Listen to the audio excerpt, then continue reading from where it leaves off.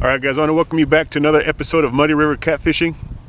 Today I want to talk to you about log jams. I'm taking full advantage of the river being low so I can describe to you the habitat of the catfish and where they hide and where they make their nests and their homes and where they hang out just in general. So today I'm going to talk about log jams, and right now I've got, as you can see behind me here, a log jam. It's completely dried out. There's no water in it.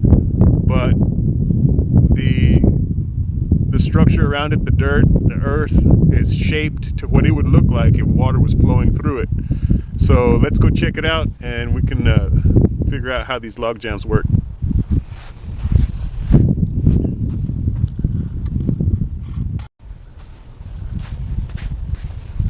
Alright, so we're just going to follow the flow of the current. As we're looking this way, the river comes around that bend and it just kind of flows through here, flows along downstream like this, and then it hits the log jam right there. Now right away we notice that the water carves out a nice hole right in front and along the side. So right away we know that that's the deep parts of this log jam, and then it kind of thins out there.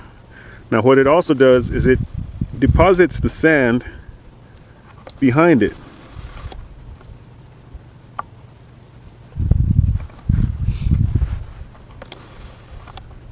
See that there? So the fastest moving water is always going to be where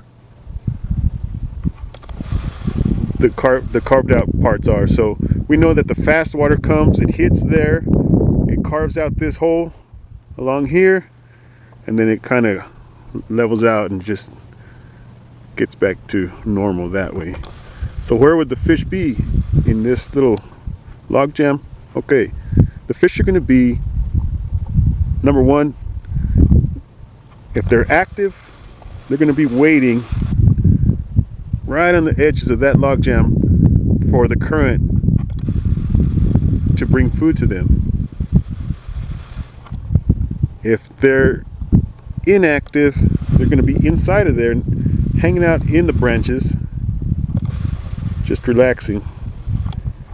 Or one other place that they could be is in this tailwater, where this little sand dune flattens out back here. That's going to be slack water. So they'll also be hanging out there just to be out of the main current.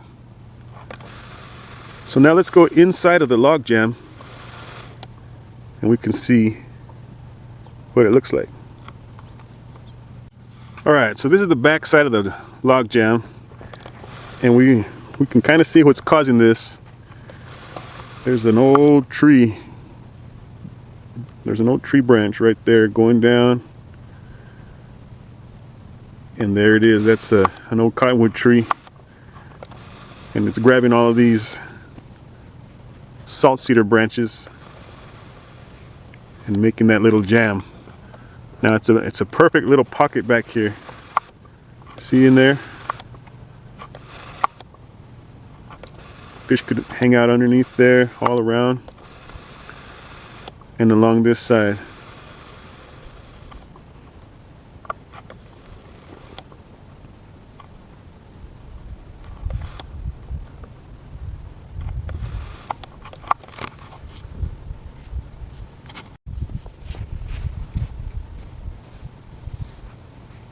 So if I was to fish this log jam, I'd probably start from the top and work my way back. That's normally how I fish a river. I always go as far up it as I can and drift my way back. So I'd probably park up ahead of this thing and cast to the front of it using cut bait or some kind of a blood bait, chicken liver chum bait that I make, and then work my way back, and I'd probably come around this point here and tie off here and fish the slack waters that way. And if I was fishing this thing at night, I'd use live bluegill and I'd fish up front with the fishing line, and I'd probably put a yo-yo hanging right here with a little drop line. So this is a basic way of how a log jam is set up. Most of them are typical, and I think there's another one downstream here, so let's go check that one out.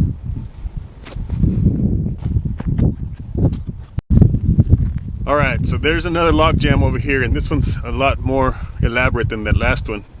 That one was pretty simple. This one is it's a bigger tree that had fallen in, so let me show it to you.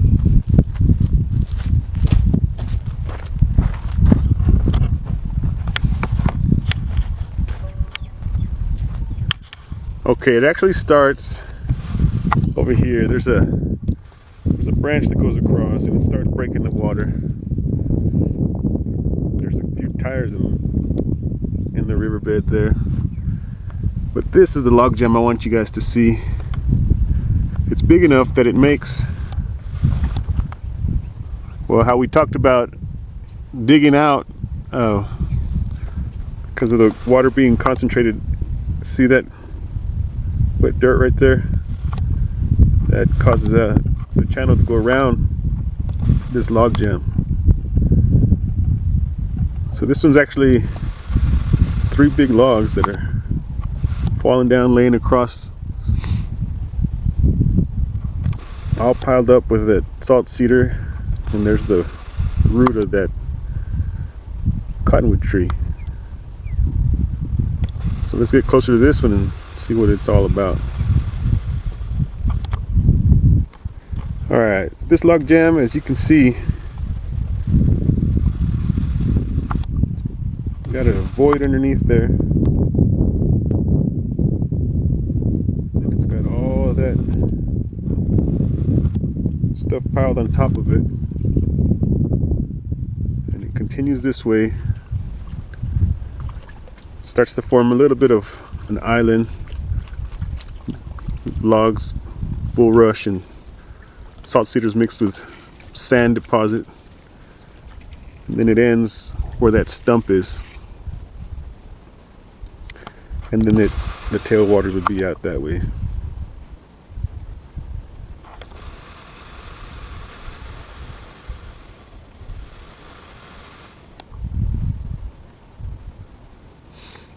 So if I was fishing this one,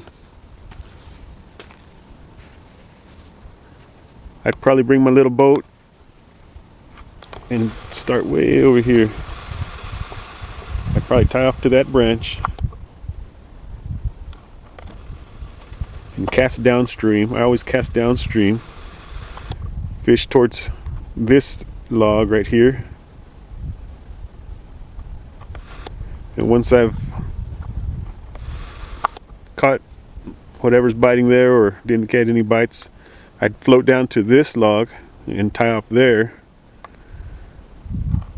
and fish this back area all through here up to this log jam, fishing each side of the log jam.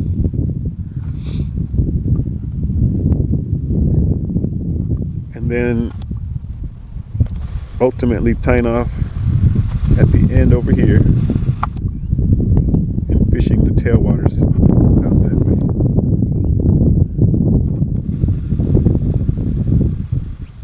So let's go take a look inside of this log jam and see what it looks like.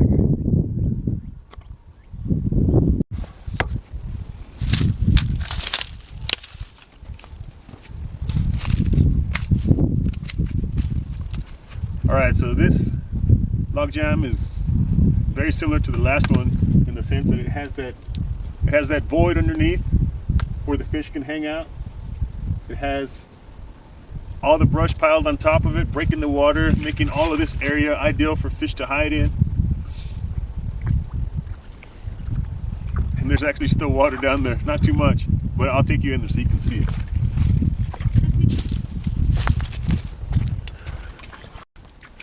Alright, so here's that log jam. We're going to get it up close and personal.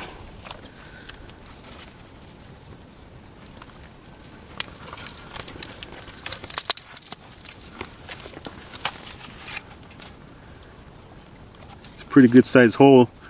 I mean, you can see in comparison to my dog there. This is the very front of it.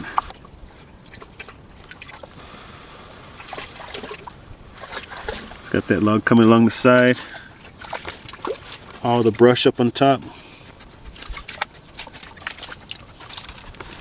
And then it's open on that end. And then it just kind of tails off and flattens out that way.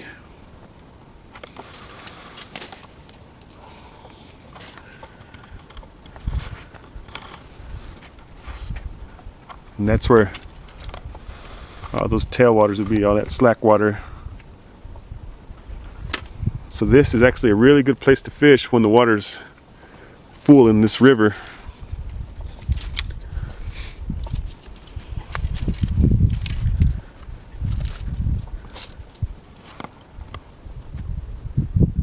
Okay, so the first drop line that I would put, or yo-yo, would be on that branch way up there at the very beginning of the hole.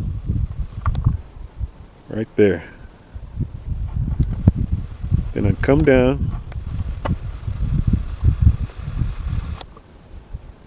to this branch that goes across, and I'd put one on that branch right there, drop it straight down into that hole.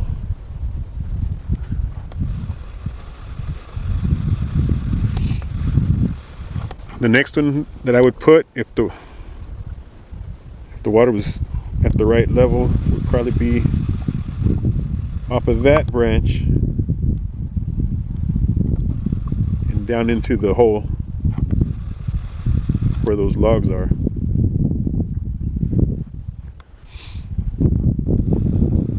I'd then put one behind the log jam on that branch.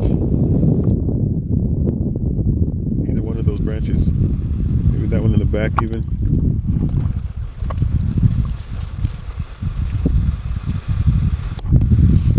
And the last one that I would put would be on the root stump right there. And that's where I would place my bluegill for flatheads on this log jam.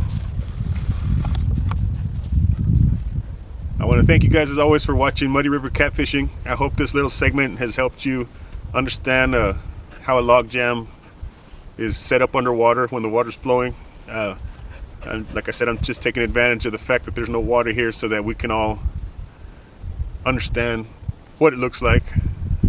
And some of us are lucky enough to have water year-round, but the ones that don't, I guess we just make the best of it. So as always, take care, and we'll see you next time.